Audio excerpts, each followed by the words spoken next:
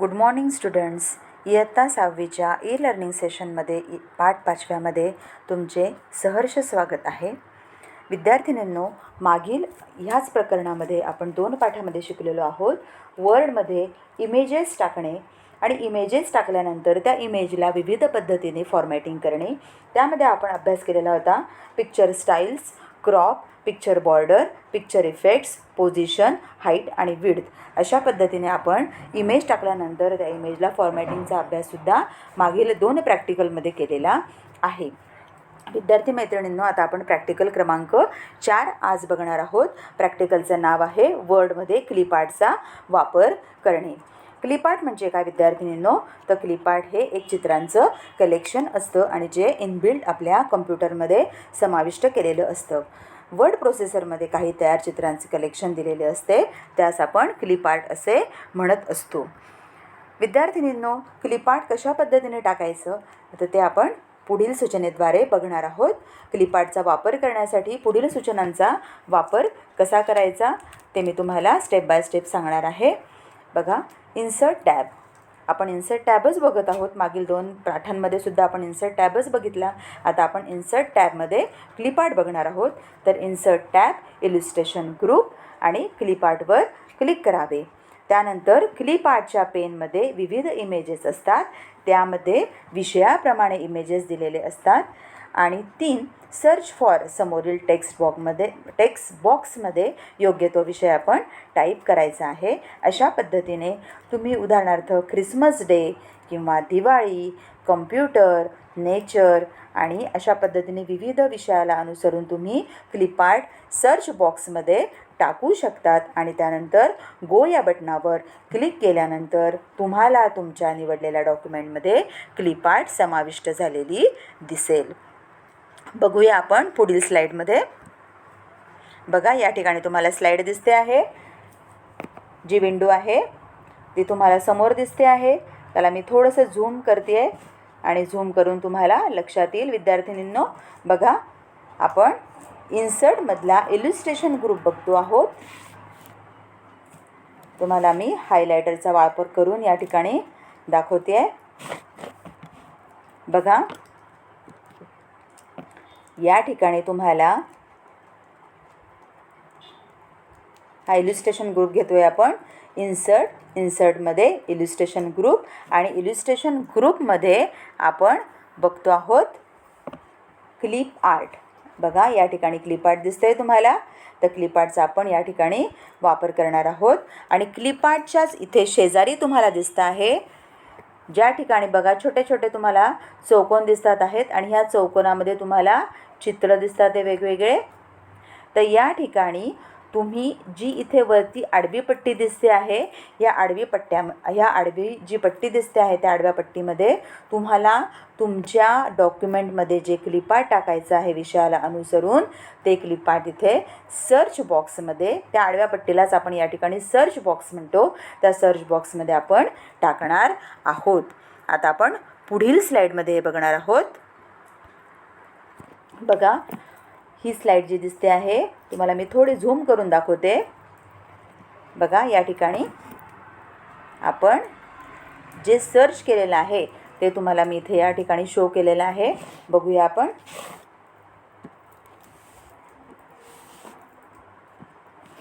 या ठिकाणी मी नेचर घेतलेला आहे, विषय जो घेतलेला आहे किंवा क्लिपआर्टसाठी मला जो विषय हवा आहे ते या ठिकाणी मी नेचर टाईप केलेला आहे. आणि इथे छोटं तुम्हाला दिसते आहे गो. ह्या गोवर तुम्ही क्लिक केल्यानंतर तुम्हाला नेचरशी रिलेटेड जे क्लिपआर्ट आहे ते क्लिपआर्ट तुम्हाला स्क्रीनवर शो झालेलं दिसतं आहे. बघा, या ठिकाणी वेगवेगळे क्लिपआर्ट तुम्हाला शो झालेले दिसत आहेत विद्यार्थिनींनो. दिसत आहेत? म्हणजेच निसर्गाशी रिलेटेड जे क्लिपआर्ट आहे जे आपल्या कम्प्युटरमध्ये इनबिल्ट आहेत ते तुम्हाला या ठिकाणी शो झालेले दिसत आहेत. आपण आता नेक्स्ट स्लाईडमध्ये हे बघणार आहोत.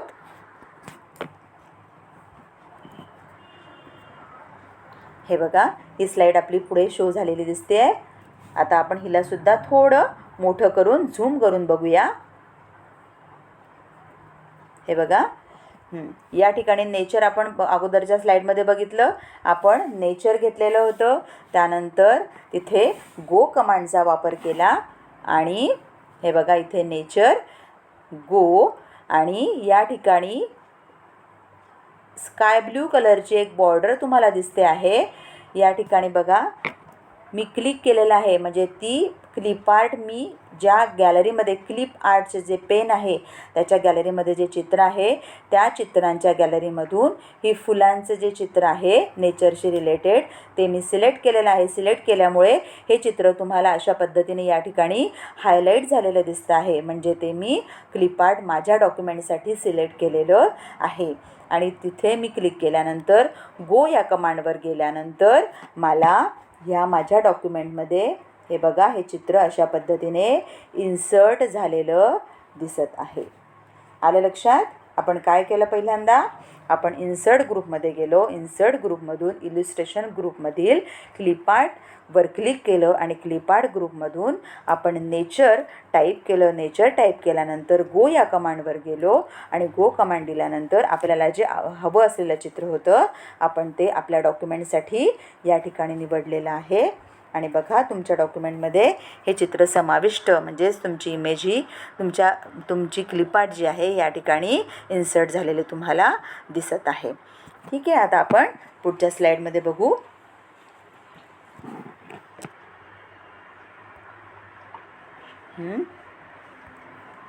बघा आता आपण या ठिकाणी आपलं प्रॅक्टिकल 4 संपलेलं आहे, म्हणजेच क्लिप आर्टचा वर्डमध्ये क्लिप आर्टचा वापर करणे हे प्रॅक्टिकल आपले या ठिकाणी संपलेलं आहे. आता आपण प्रॅक्टिकल नंबर 5ला सुरुवात करणार आहोत, ज्यामध्ये त्या प्रॅक्टिकलचं नाव आहे वर्डमध्ये विविध आकार टाकणे. आता बघा पहिली स्टेप आहे इन्सर्ट टॅब, त्यानंतर इलिस्ट्रेशन ग्रुपमधून शेप्सवर आपण क्लिक केलेलं आहे. क्लिक केल्यानंतर एक ड्रॉपडाऊन मेनू तुम्हाला ओपन झालेला दिसेल, त्यातून तुम्हाला हवा तो आकार निवडायचा आहे. बघा तुम्हाला दिसतंय ही जी स्लाईड दिसते तुम्हाला तुमच्या स्क्रीनवर, त्या स्लाईडमध्ये बघा आता आपण ते शेप्स बघूया. थोडंसं झूम करून बघू आपण आपली स्लाईड ही. हे बघा इन्सर्ट, परत एकदा आपण बघू आपण कशा पद्धतीने हे प्रॅक्टिकल करणार आहोत. हे पहा या ठिकाणी होमच्या शेजारी आहे इन्सर्ट. इन्सर्टमधून इलिस्ट्रेशन ग्रुप आणि इलिस्ट्रेशन ग्रुपमध्ये आपण पहिल्यांदा बघितलं प्रॅक्टिकल 4मध्ये क्लिप आर्ट आणि आता आपण बघणार आहोत शेप्स. बघा इथे शेप्स दिसते तुम्हाला. शेपमध्ये रिसेंटली यूज शेप्स, त्यानंतर रेक्टँगल्स विविध पद्धतीचे 2 नंबर्स आहे लाईनमध्ये वेगवेगळ्या प्रकारच्या लाईन्स तुम्हाला दिसतात. ते बघा रिसेंटली यूज शेप्स, त्यानंतर लाईन्स वेगवेगळ्या प्रकारच्या विविध टाईप्सच्या लाईन्ससुद्धा तुम्ही तुमच्या शेप्समध्ये घेऊ शकतात. रेक्टँगलचे सुद्धा या ठिकाणी विविध आकार तुम्हाला दिसतात आहेत. राऊंडेड रेक्टँगल, साधा रेक्टँगल असे विविध पद्धतीने तुम्हाला शेप्स रेक्टँगल्समध्ये सुद्धा काढता येऊ शकतात. त्यानंतर आपण पुढचं बघणार आहोत बेसिक शेप्स. यामध्ये बघा वेगवेगळ्या प्रकारचे बेसिक शेप्स तुम्हाला दिसत आहेत. त्यानंतर ब्लॉक ॲरोज, त्यानंतर इक्वेशन शेप्स म्हणजे बेरीज, वजाबाकी, गुणाकार, भागाकार, हॅश वगैरे हे सुद्धा शेप्स तुम्ही या ठिकाणी डॉक्युमेंटमध्ये शेप ह्या पर्यायाचा वापर करून घेऊ शकतात. त्यानंतर फ्लोचार्टमध्ये जे विविध सायन्स असतात ते सायन्स जे आहेत ते सायन्ससुद्धा तुम्ही फ्लोचार्टमधून निवडून आपल्या शेपसाठी वापरू शकतात. त्यानंतर स्टार्स आणि बॅनर्स, बघा स्टार्समध्ये सुद्धा वेगवेगळ्या प्रकारचे स्टार्स तुम्हाला दिसतात आहेत. बॅनर्सचा पण तुम्ही वापर करू शकतात. अशा पद्धतीने तुम्ही शेपमधून विविध शेप तुमच्या डॉक्युमेंटमध्ये आवडीप्रमाणे घेऊ शकतात आणि त्याचा डॉक्युमेंटमध्ये अतिशय व्यवस्थितरित्या वापर करू शकतात की जेणेकरून तुमचं जे बनवलं जाणारं डॉक्युमेंट आहे, वर्ड डॉक्युमेंट जे आहे ते अधिक आकर्षक आणि सुंदर होऊ शकतं. चला आपण पुढील स्लाईडमध्ये बघूया आपण कसे शेप घेतलेले आहे. आणि आता जे मी पुढच्या स्लाईडमध्ये शेप निवडलेले आहेत ते बेसिक शेप्समधून घेतलेले शेप्स आहेत विद्यार्थिनींनो. तर आता आपण कशा पद्धतीने ते शेप्स घेतलेले आहेत हे पुढील स्लाईडमध्ये तुम्हाला शो होणार आहे. हे बघा. आता मी या ठिकाणी 4 शेप्स घेतलेले आहेत. त्या शेपचं पहिल्या शेपचं नाव आहे बघा क्लाउड. क्लाउड म्हणजेच ढग. ढगाचा एक शेप घेतला आहे. त्यानंतर स्माइली फेस. त्यानंतर तिसरा शेप घेतलेला आहे सन. आणि चौथा शेप घेतलेला आहे क्यूब. अशा पद्धतीने मी 4 शेप माझ्या डॉक्युमेंटमध्ये घेतलेले आहेत, सिलेक्ट केलेले आहेत आणि मग नंतर मी ते इन्सर्ट केलेले आहेत. अशा पद्धतीने तुम्ही माऊस ड्रॅग आणि ड्रॉप करून तुम्हाला आवडणारे शेप्स आपल्या डॉक्युमेंटसाठी घेऊ शकतात, निवडू शकतात आणि त्याचा डॉक्युमेंटमध्ये वापर करू शकतात. विद्यार्थिनींनो, आलं तुमच्या लक्षात? प्रॅक्टिकल नंबर 5, प्रॅक्टिकल 4 आणि 5 या ठिकाणी आपण घेतलेला आहे. तुम्हाला व्यवस्थित समजलेलं असेलच. आणि प्रत्येकीकडे कम्प्युटर असेल किंवा ज्यांच्याकडे नसेलही तर त्यांनी हे प्रॅक्टिकल केअरफुली बघायचं आहे, समजून घ्यायचं आहे. आणि ज्यांच्या घरी कम्प्युटर्स आहेत त्यांनी हे प्रॅक्टिकल आपल्या घरी वर्ड डॉक्युमेंट उघडून अशा पद्धतीने प्रॅक्टिकल 4 आणि 5 करून बघायचं आहे. आणि जे मी तुम्हाला आज प्रॅक्टिकली लिहून दिलेलं आहे ते सगळं तुम्ही तुमच्या प्रॅक्टिकलच्या भागामध्ये लिहायचं आहे. प्रॅक्टिकल 4 आणि 5 असं हेडिंग टाकायचं आहे. आणि त्या हेडिंगच्या अंतर्गत जे शेप्स वगैरे मी दिलेले आहेत ते शेप्स तुम्हाला पॉसिबल असतील तर काढा, अन्यथा तुम्ही विंडोज काढायची गरज नाही. पण जे थेरॉटिकल लिहून दिलेलं आहे, जे थेअरी लिहून दिलेली आहे प्रॅक्टिकलशी रिलेटेड, ती थेअरी तुम्ही तुमच्या प्रॅक्टिकलच्या भागामध्ये लिहायची आहे. आता या ठिकाणी आपलं ह्या प्रकरणाचा हा भाग या ठिकाणी संपलेला आहे. धन्यवाद. विद्यार्थिनींनो, तुम्हाला तुमची परीक्षा 2 तारखेपासून सुरू होते आहेत. या 2/11पासून सुरू होणाऱ्या परीक्षेस तुम्हाला खूप खूप शुभेच्छा. आणि येणाऱ्या दिवाळीसाठी सुद्धा तुम्हाला खूप खूप शुभेच्छा.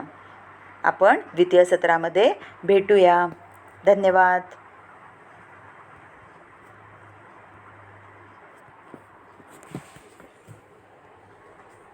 झालं? माईक चालू आहे.